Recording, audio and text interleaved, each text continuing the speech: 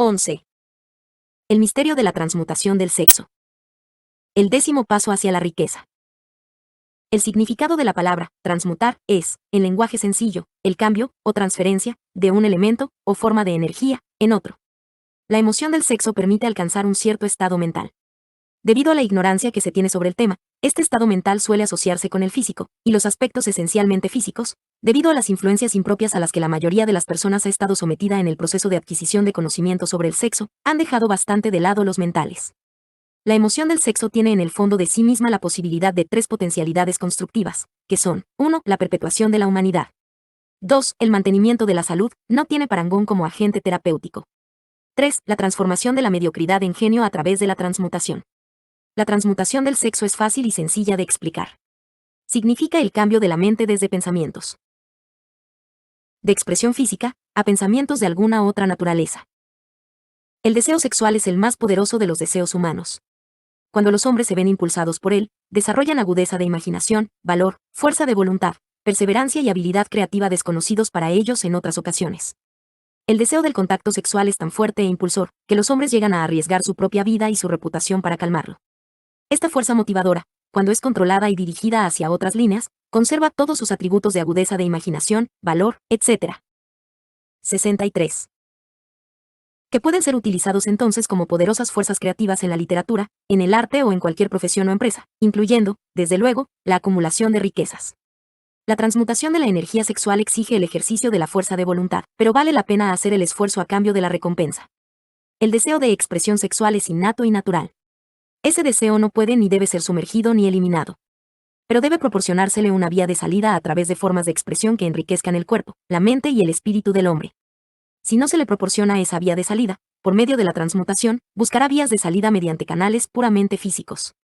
Si se controla el agua de un río durante un tiempo, es posible construir una presa, pero, en último término, el río buscará una salida. Lo mismo puede decirse de la emoción del sexo. Puede quedar sumergida y ser controlada durante un tiempo, pero su propia naturaleza hace que ande siempre a la búsqueda de medios de expresión. Si no se transforma en algún otro esfuerzo creativo, encontrará una vía de salida mucho menos valiosa. Relación de logro en naturalezas sexuales muy desarrolladas. La persona que ha descubierto cómo proporcionar a la emoción sexual una vía de salida a través de alguna forma de esfuerzo creativo puede considerarse muy afortunada. La investigación científica ha puesto de manifiesto los siguientes hechos significativos. 1. Los hombres que han alcanzado mayores logros son aquellos que han desarrollado elevadas naturalezas sexuales. Hombres que han aprendido el arte de la transmutación sexual. 2. Los hombres que han acumulado grandes fortunas y alcanzado un reconocimiento destacado en la literatura, el arte, la industria, la arquitectura y las profesiones, fueron motivados por la influencia de una mujer.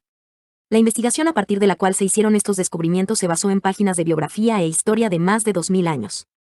Cada vez que se encontraban pruebas en relación con las vidas de hombres y mujeres que habían alcanzado grandes logros, estas indicaban de un modo muy convincente que esas personas poseían naturalezas sexuales muy desarrolladas. La emoción del sexo es una fuerza irresistible, contra la cual no puede haber una oposición como la de un cuerpo inamovible. Cuando se ven impulsados por esta emoción, los hombres se hallan dotados de un superpoder para la acción. Una vez usted haya comprendido esta verdad, habrá captado el significado de la afirmación según la cual la transmutación sexual contiene el secreto de la habilidad creativa. Destruya las glándulas sexuales, ya sea en el hombre o en el animal irracional, y habrá eliminado la mayor fuente de acción. Como prueba de ello, observe lo que sucede con cualquier animal que haya sido castrado.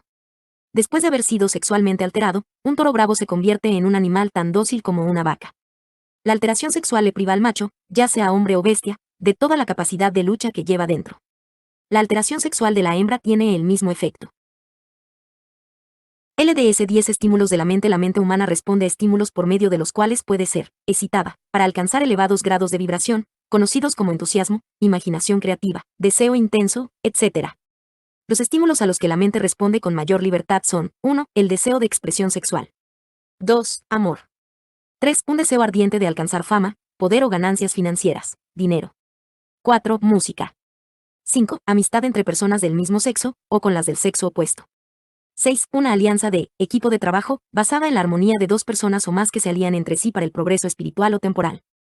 7. El sufrimiento mutuo, como el experimentado por personas que se ven perseguidas. 8. Autosugestión. 9. Temor. 10. Narcóticos y alcohol. El deseo de expresión sexual se encuentra a la cabeza de la lista de estímulos, por ser el que con mayor efectividad eleva la mente e inicia el giro de las ruedas de la acción física. 8 de los estímulos de esta lista son naturales y constructivos. 2 de ellos son destructivos. Esta lista se ha presentado aquí con el propósito de permitir que usted efectúe un estudio comparativo de las grandes fuentes de la estimulación mental. A partir de ese estudio, verá con facilidad que la emoción del sexo es, con mucha ventaja, el más intenso y poderoso de todos los estímulos mentales. Algún sabiondo ha dicho que un genio es un hombre que lleva el cabello largo, come con descuido, vive solo y sirve de objetivo para quienes hacen los chistes. Una definición mucho mejor de un genio es un hombre que ha descubierto cómo incrementar la intensidad de pensamiento hasta el punto de poder comunicarse libremente con fuentes de conocimiento no disponibles a través de la proporción ordinaria del pensamiento. 64. Cualquier persona que piense querrá hacer más preguntas referentes a esta definición de lo que es un genio. La primera pregunta a plantear sería, ¿cómo puede uno comunicarse con las fuentes del conocimiento que no estén disponibles a través del pensamiento ordinario? La siguiente pregunta sería, ¿hay fuentes de conocimiento conocidas que solo estén disponibles para los genios y, en tal caso, cuáles son esas fuentes y cómo se las puede alcanzar exactamente? Aportaremos pruebas que usted podrá utilizar como evidencia, a través de la experimentación propia, y al hacerlo así, también contestaremos a esas dos preguntas. El genio se realiza a través del sexto sentido. La realidad de la existencia del sexto sentido ha sido bastante bien establecida ya. Este sexto sentido es la imaginación creativa. La facultad de la imaginación creativa es algo que la mayoría de la gente no utiliza nunca a lo largo de su vida, y si lo hace suele sucederles por mero accidente. Un número de personas relativamente pequeño utiliza la facultad de la imaginación creativa con deliberación y propósito premeditado. Quienes utilizan esta facultad voluntariamente, y quienes comprenden sus funciones, son genios. La facultad de la imaginación creativa es el vínculo directo de unión entre la mente finita del hombre y la inteligencia infinita.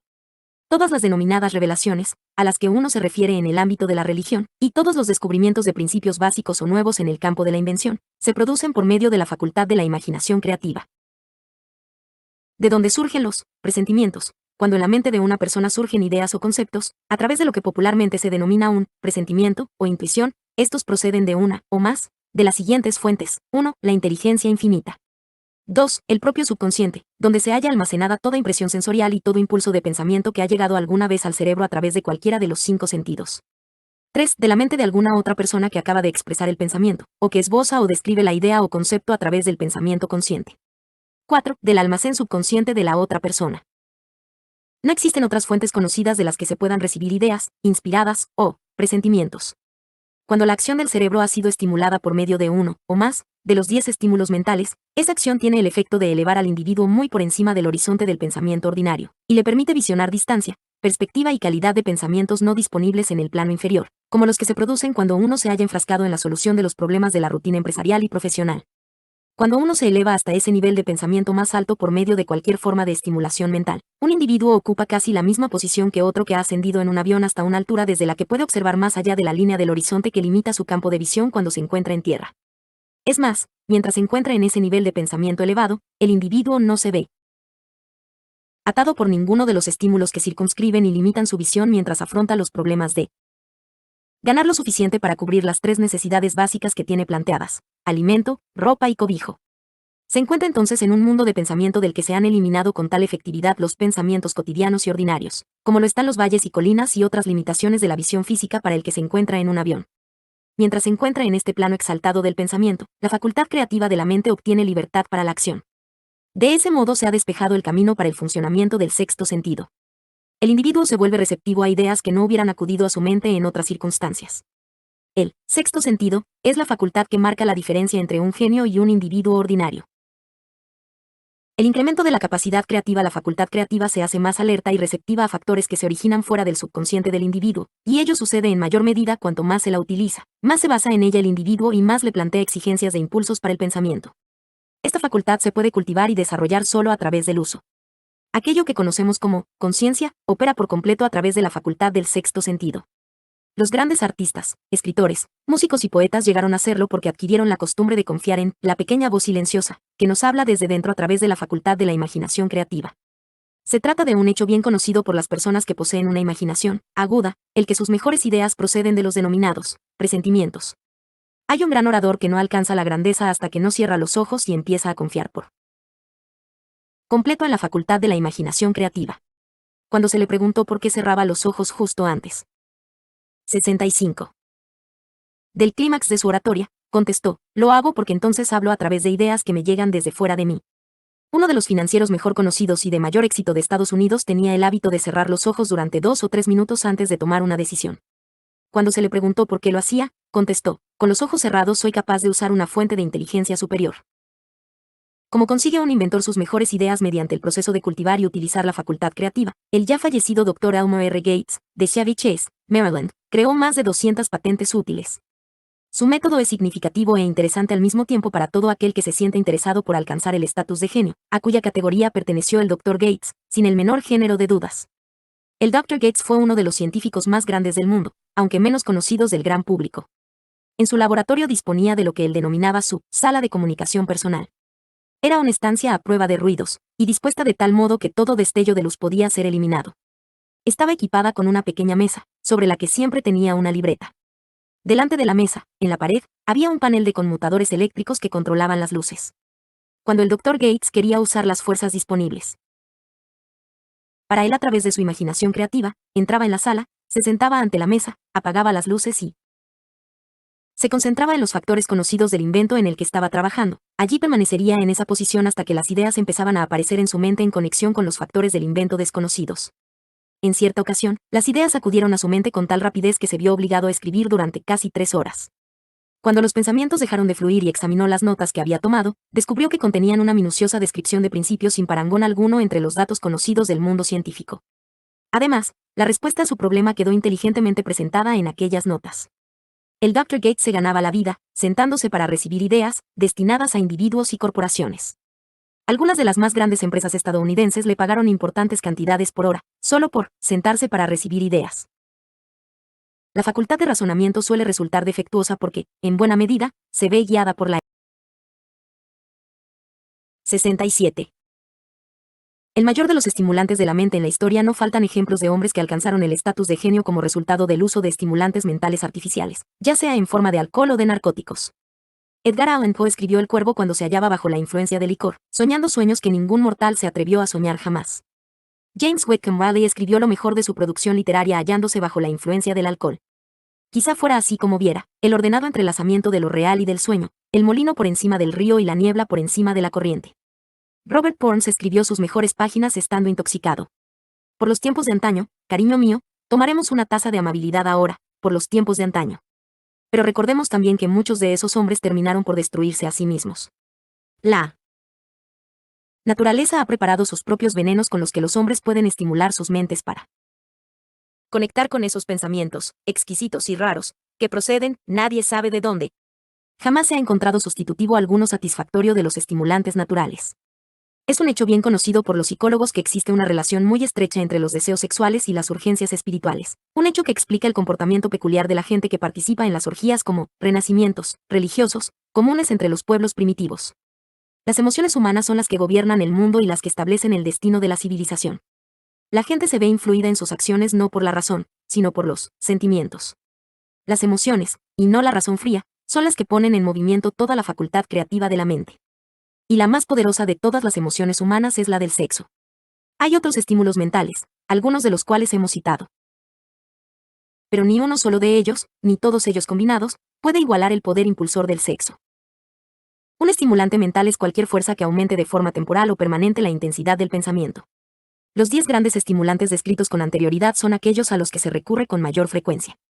A través de estas fuentes podemos comunicarnos con la inteligencia infinita, o penetrar a voluntad en el almacén del subconsciente, ya sea del propio o del de otra persona, un procedimiento que es todo lo que caracteriza al genio. El almacén del magnetismo personal. Un profesor, que ha entrenado y dirigido los esfuerzos de más de 30.000 vendedores, hizo el asombroso descubrimiento de que los vendedores más eficientes son aquellos que poseen una elevada naturaleza sexual. La explicación la encontramos en el hecho de que el factor de la personalidad conocido como magnetismo personal no es ni más ni menos que energía sexual. Las personas de elevada naturaleza sexual poseen siempre una gran reserva de magnetismo.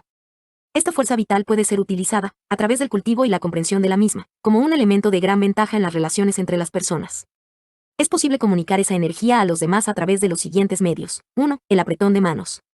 El contacto de la mano indica al instante la presencia de magnetismo, o la falta del mismo. 2. El tono de voz. El magnetismo, o la energía sexual, es el factor capaz de colorear la voz, o hacerla musical y encantadora. 3. Postura y porte del cuerpo. Las personas de elevada naturaleza sexual se mueven con energía, gracia y facilidad. 4. Las vibraciones de pensamiento. Las personas de elevada naturaleza sexual mezclan la emoción del sexo con sus pensamientos, o pueden hacerlo así a voluntad, y, de ese modo, influyen sobre quienes les rodean. 5. Adorno del cuerpo. Las personas de elevada naturaleza sexual suelen ser muy cuidadosas en cuanto a su apariencia física. Suelen seleccionar ropa de un estilo conveniente para su personalidad, figura, complexión, etc. Cuando contrata a los trabajadores de su sección, el director de ventas más capaz busca como primer requisito de todo vendedor la cualidad del magnetismo personal. Las personas a las que les falta energía sexual nunca llegarán a ser entusiastas, ni inspirarán entusiasmo, y este es uno de los requisitos más importantes de todo vendedor, sin que importe lo que venda. El portavoz público, el orador, el predicador, el abogado o el vendedor al que le falte energía sexual es un pesado, en cuanto a su capacidad para influir sobre los demás se refiere. Si a ello se añade el hecho de que la mayoría de la gente solo es influible a través de una apelación a sus emociones, comprenderá usted la importancia de la energía sexual como parte de la habilidad innata de un vendedor. Los buenos vendedores lo son porque transmutan, consciente o inconscientemente, la energía del sexo en entusiasmo de ventas. En esta afirmación se puede encontrar una sugerencia muy práctica en cuanto al verdadero significado de lo que es la transmutación sexual. El vendedor que sabe cómo apartar su mente del tema del sexo y dirigirla hacia el esfuerzo de venta con el mismo entusiasmo y determinación con que la aplicaría a su propósito original, ha adquirido el arte de la transmutación del sexo, tanto si lo sabe como si no. La mayoría de los vendedores que transmutan su energía sexual, lo hacen sin ser en absoluto conscientes de ello, ni de cómo lo están llevando a cabo. La transmutación de la energía sexual exige más fuerza de voluntad de la que la persona ordinaria dispone. Para este propósito, aquellos a quienes les resulta difícil reunir la fuerza de voluntad suficiente para la 68. Transmutación, pueden adquirir esta habilidad gradualmente. Aunque eso requiere fuerza de voluntad, la recompensa que se obtiene con esta práctica hace que el esfuerzo valga la pena. Falsas creencias de que el sexo daña la personalidad. La gran mayoría de la gente parece ser imperdonablemente ignorante acerca de todo lo referente al sexo. En términos generales, la urgencia del sexo ha sido interpretada mal por parte de los ignorantes y las personas malvadas, que la han calumniado y se han burlado de ella. Aquellos hombres y mujeres conocidos por haber sido bendecidos con una elevada naturaleza sexual, suelen ser considerados como personas a las que vale la pena observar. Pero, en lugar de considerarlas como benditas, se las considera como malditas. Millones de personas sufren complejos de inferioridad, incluso en nuestra época, que se han desarrollado debido a la falsa creencia de que una elevada naturaleza sexual es una maldición. Estas afirmaciones sobre la virtud de la energía sexual no deben interpretarse como una justificación de libertinaje. La emoción del sexo solo es una virtud cuando es utilizada con inteligencia y con discriminación. Puede ser mal empleada, y a menudo lo es, hasta el punto de que empobrece, en lugar de enriquecer, tanto el cuerpo como la mente. Al autor le pareció muy importante el descubrimiento de que casi todos los grandes líderes a quienes tuvo el privilegio de analizar eran hombres cuyos logros fueron ampliamente inspirados por una mujer. En muchos de esos casos, la mujer en cuestión era una esposa modesta y abnegada, de la que el público había oído hablar muy poco o nada. En unos pocos casos, la fuente de inspiración pudo descubrirse en la otra mujer. Toda persona inteligente sabe que la estimulación en exceso a base de bebidas alcohólicas y narcóticos es una destructiva forma de intemperancia. Sin embargo, no todo el mundo sabe que el exceso en la expresión sexual puede convertirse en un hábito tan destructivo y negativo para el esfuerzo creativo como los narcóticos o el licor. Un loco sexual no es, en esencia, muy diferente de un hombre drogado. Ambos han perdido el control sobre sus facultades de razonamiento y de fuerza de voluntad. Hay muchos casos de hipocondría que han aparecido a partir de hábitos desarrollados en la ignorancia de la verdadera función del sexo. Se comprende con facilidad que la ignorancia sobre el tema de la transmutación del sexo imponga grandes castigos a los ignorantes por un lado, y los prive de beneficios igualmente grandes por el otro. La amplia ignorancia que existe acerca del tema del sexo se debe al hecho de que ese tema se ha visto rodeado por el misterio y por un oscuro silencio. La conspiración del misterio y del silencio ha tenido sobre las mentes de los jóvenes el mismo efecto que la psicología de la prohibición tuvo. El resultado fue un incremento de la curiosidad y el deseo de adquirir un mayor conocimiento acerca de ese tema prohibido. Y la información no ha estado disponible con facilidad, para vergüenza de los legisladores y de la mayoría de los médicos, que no han entrenado a los mejor cualificados para educar a la juventud acerca de este tema. Los años fructíferos después de los 40. Un individuo raras veces inicia un esfuerzo altamente creativo en un campo determinado antes de la edad de los 40 años. El hombre medio alcanza el periodo de su mayor capacidad para crear entre los 40 y los 60 años. Estas afirmaciones se basan en análisis de miles de hombres y mujeres que han sido observados con todo cuidado. Deberían ser estimulantes para todos aquellos que no han logrado llegar a donde querían antes de los 40 años, así como para quienes se sienten asustados a medida que se aproximan a los 40 y ya se sienten viejos. Por regla general, los años que median entre los 40 y los 50 suelen ser los más fructíferos. El hombre debería aproximarse a esa edad no con temoroso temblor, sino con esperanza y con expectativa avidez. Si usted desea pruebas de que la mayoría de los hombres no empiezan a realizar su mejor trabajo hasta la edad de 40 años, estudie los datos de los hombres de mayor éxito, y descubrirá esas pruebas. Henry Ford no empezó a lograr grandes cosas hasta que pasó de los 40. Andrew Carnegie ya había cumplido 40 años cuando empezó a cosechar la recompensa de todos sus esfuerzos. James J. Hill aún seguía manejando un telégrafo cuando tenía 40 años, y sus estupendos logros los alcanzó después de esa edad. Las biografías de muchos industriales y financieros estadounidenses demuestran que el periodo que media entre los 40 años y los 60 es la edad más productiva del hombre. Entre los 30 y los 40, el hombre empieza a aprender, si es que aprende alguna vez, el arte de la transmutación del sexo. Este descubrimiento suele ser accidental, y el que lo descubre suele ser totalmente ajeno a su descubrimiento.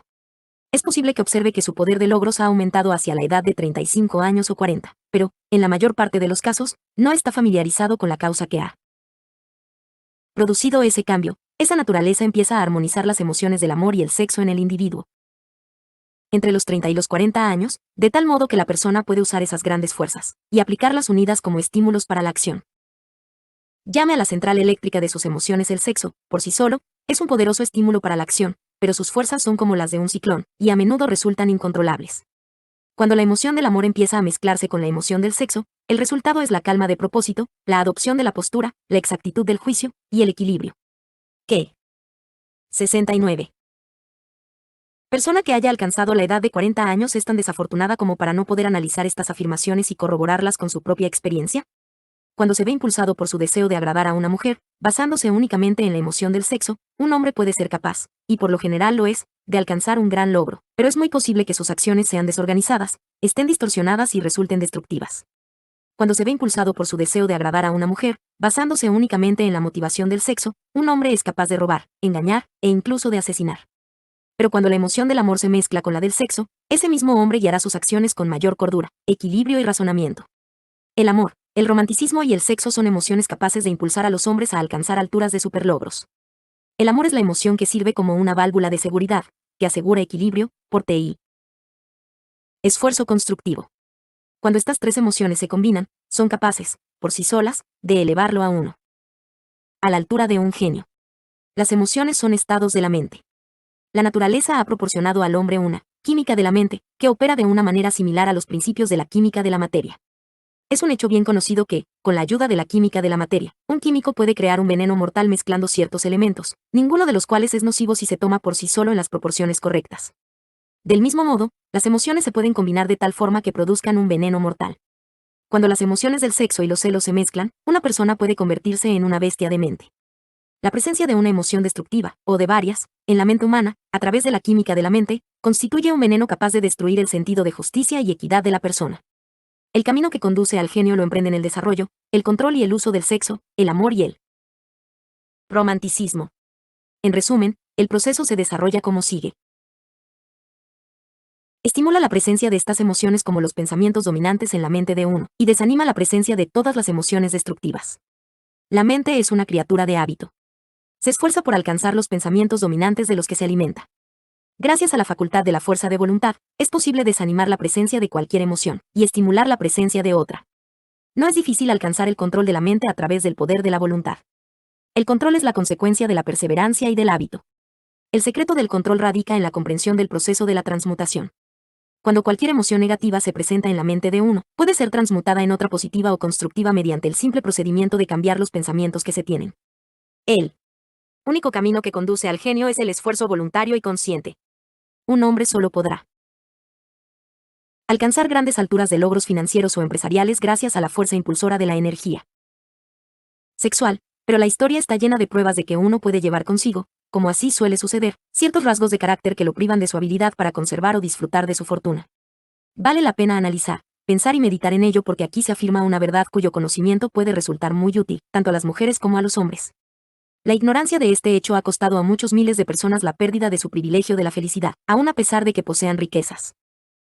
Quien ama de veras nunca puede perder por completo los recuerdos del amor, nunca pasan. permanecen, guían e influyen mucho después de que la fuente de estímulo se haya desvanecido. No hay nada de nuevo en esto. Toda aquella persona que se haya sentido conmovida por un amor genuino sabe que éste deja huellas perdurables en el corazón humano.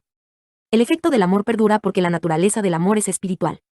El hombre que no pueda ser estimulado para alcanzar grandes alturas de logros por medio del amor no tiene esperanza alguna, está como muerto, aunque pueda parecer vivo. Recuerde algunas cosas del ayer, y sumerja su mente en los hermosos recuerdos de un amor pasado. Eso suavizará la influencia de las actuales preocupaciones y molestias, las realidades de la vida, y, quién sabe, durante esta retirada temporal, su mente le llevará al mundo de la fantasía, las ideas o los planes capaces de cambiar todo el estatus financiero, o el espiritual, de su vida. Si usted cree que es desgraciado porque ha amado y perdido, olvide esa idea. Todo aquel que ha amado de veras nunca pierde por completo. El amor es caprichoso y temperamental. Llega cuando quiere, y se va sin la menor advertencia. Acéptelo y disfrute de él mientras permanezca, pero no malgaste su tiempo preocupándose por su desaparición, porque así nunca conseguirá que regrese. Rechace también la idea de que el amor se presenta solo una vez en la vida. El amor puede aparecer y desaparecer en innumerables ocasiones, pero no hay dos experiencias amorosas que afecten a una persona del mismo modo. Puede producirse, y de hecho ocurre, una experiencia amorosa que deje en el corazón una huella más profunda que las otras, pero todas las experiencias amorosas son beneficiosas, excepto para la persona que se siente resentida y cínica cuando el amor desaparece. En el amor no debería existir desilusión alguna, y no la hay si la gente comprende la diferencia entre las emociones del amor y las del sexo. La gran diferencia radica en que el amor es espiritual, mientras que el sexo es biológico. Ninguna experiencia que afecte al corazón humano con una fuerza espiritual puede ser nociva, excepto como consecuencia de la ignorancia o de los celos. No cabe la menor duda de que el amor es la experiencia más grande de la vida. Le permite a uno entrar en comunión con la inteligencia infinita.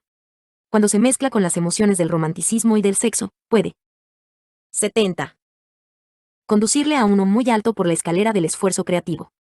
Las emociones del amor, el sexo y el romanticismo son los lados del eterno triángulo del genio con capacidad para lograr y construir. El amor es una emoción con colores, sombras y caras numerosos. Pero la más intensa y ardiente de todas las clases de amor es la que se experimenta cuando se mezclan las emociones del amor y del sexo. Los matrimonios que no se ven bendecidos con la afinidad eterna del amor, apropiadamente equilibrada y proporcionada con el sexo, no pueden ser felices, y raras veces perduran.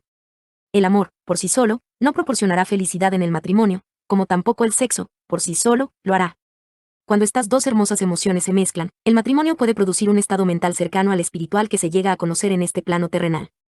Cuando a las emociones del amor y el sexo se les añade la del romanticismo, se eliminan los obstáculos que se interponen entre la mente finita del hombre y la inteligencia infinita. Entonces, un genio ha nacido. Razones por las que la esposa puede elevar o hundir al hombre. He aquí una interpretación que, si se comprende adecuadamente, aporta armonía al caos que existe en demasiados matrimonios. La falta de armonía, expresada a menudo en forma de discusiones, suele remontarse a una falta de conocimiento sobre el terna del sexo. Allí donde existen el amor, el romanticismo y una adecuada comprensión de la emoción y la función del sexo, no existe falta de armonía entre las parejas. Resulta afortunado el hombre cuya esposa comprende la verdadera relación existente entre las emociones del amor, el sexo y el romanticismo. Cuando se ve motivado por este santo triunvirato, ninguna forma de trabajo resulta pesada, porque hasta la forma más baja de esfuerzo adquiere la naturaleza de un trabajo hecho por amor. Suele decirse que la esposa de un hombre puede elevarlo o hundirlo, pero no siempre está clara la razón de que esto sea así. La elevación o el hundimiento es el resultado de la comprensión de la esposa, o de la falta de comprensión de las emociones del amor, el sexo y el romanticismo. Si una esposa permite que su marido pierda interés por ella, y se sienta más interesado por otras mujeres, suele ocurrir debido a la ignorancia de ella, o a su indiferencia con respecto a los temas del sexo, el amor y el romanticismo. Esta afirmación presupone, desde luego, la existencia previa de un amor genuino entre un hombre y una mujer. Los hechos son igualmente aplicables a un hombre que permita que el interés de su esposa por él muera. Los matrimonios discuten a menudo sobre un montón de trivialidades. Si éstas se analizan con atención, se descubrirá que, casi siempre, la verdadera causa del problema se halla en la indiferencia o en la ignorancia acerca de todos estos temas. La inutilidad de la riqueza sin mujer es la mayor fuerza motivadora del hombre, es su deseo de agradar a la mujer. El cazador destacado en los tiempos prehistóricos, antes del inicio de la civilización, destacó en su tarea debido a su deseo de aparecer grande ante los ojos de una mujer. La naturaleza del hombre no ha cambiado nada en ese aspecto. El cazador de hoy en día no vuelve a casa con pieles de animales salvajes, sino que indica su deseo de obtener el favor de la mujer suministrándole ropas exquisitas, automóviles y riqueza. El hombre experimenta el mismo deseo por agradar a la mujer que experimentaba antes de los albores de la civilización. Lo único que ha cambiado en él es su método de agradar. Los hombres que acumularon grandes fortunas y alcanzaron grandes alturas de poder y fama lo hicieron así para satisfacer, sobre todo, su deseo de agradar a la mujer. Sí. Se sacara a las mujeres de sus vidas, las grandes riquezas serían inútiles para casi todos los hombres. Ese deseo, inherente del hombre, por agradar a la mujer es lo que proporciona a éste el poder de elevar o de hundir a un hombre. La mujer que comprende la naturaleza masculina y la atiende con tacto, no tiene por qué sentir temor ante la competencia de otras mujeres. Los hombres pueden ser gigantes, con una indomable fuerza de voluntad cuando tratan con otros hombres, pero las mujeres que ellos mismos han elegido pueden manejarlos con facilidad. La mayoría de los hombres no admitirán que las mujeres que prefieren influyen en ellos con gran facilidad, porque una de las características de la naturaleza del hombre consiste en desear ser reconocido como el más fuerte de la especie. Además, la mujer inteligente reconoce esta característica masculina y no la pone en entredicho. Algunos hombres saben que son influidos por las mujeres de su elección esposa, amante, madre o hermana, pero se contienen con tacto para no rebelarse contra esa influencia, porque son lo bastante inteligentes como para saber que ningún hombre es feliz ni está completo sin la influencia modificadora de la mujer correcta. El hombre que no reconozca esta importante verdad se priva a sí mismo del poder que ha contribuido, más que cualesquiera otras fuerzas combinadas, a ayudar a los de su género a alcanzar el éxito.